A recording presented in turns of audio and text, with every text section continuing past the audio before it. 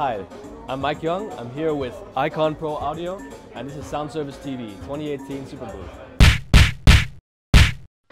So, I want to talk about a few new products today that we've just done a world release for. We have here the new edition of the well-known Icon QCon Pro. This is the Generation 2. We've got a nice hardware upgrade here, and this is a mix controller which is based on the Mackie control protocol. And you can use this to manage and control your whole mix and even go beyond what you're able to do just in the box. I can control, for example, 2 channels at once.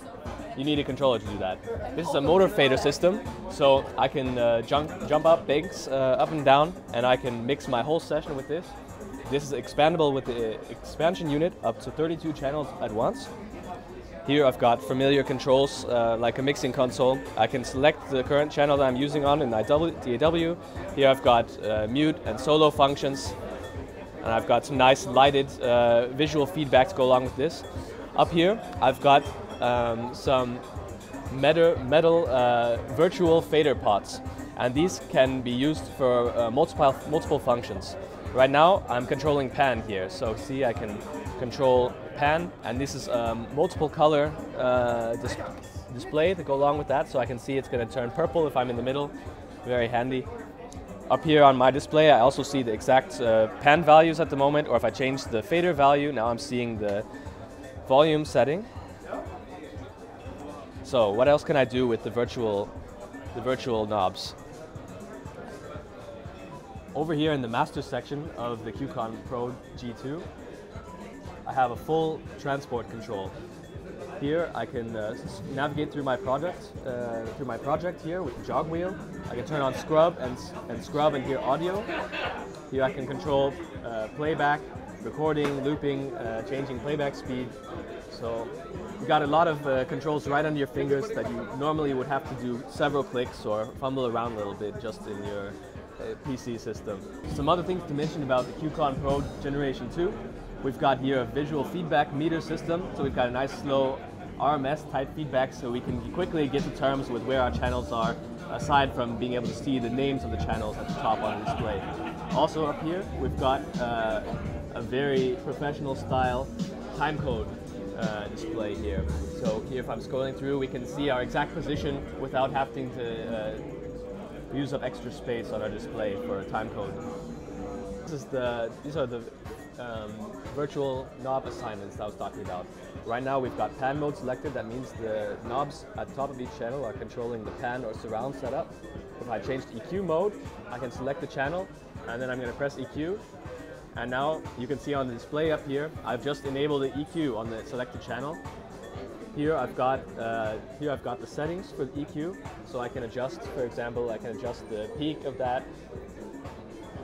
EQ, and you can see up here on the display how the GUI has opened from the EQ plugin, and how now I'm able to do that nicely just from the QCon. So even if I just have the QCon Pro G2, I can scroll through a whole list of parameters using the navigation buttons. I can go to the right, and now I have the rest of the parameters on the display and on the virtual knobs that I wasn't able to reach before. If I've got extension units, then all the parameters are spread across the whole controller, so I can use all the knobs I've got. So in send mode here, if I change the assignment mode to send, now I'm able to select the channel, and I'm able to assign a bus, and I'm able to manage several settings that have to do with this bus. Let me open up this mixer view so that we can see what I'm doing here. So here I've got this channel selected, and now on the QCon, I'm going to just press send. Now I can turn the knob on the selected channel, and I'm choosing a bus. This is the bus send. So if I press that, now you can see on the display I've just added a bus here. I've added bus 11. Now I use the navigation controls on the QCon. I can pretty simply just navigate position. So if I'm going up and down like this, now I'm able to choose a different position for the bus here. Right here, I'm able to change the level. Maybe you can see that it's a bit small. I'm using the QCon right now to adjust the level on the bus. Send. See that?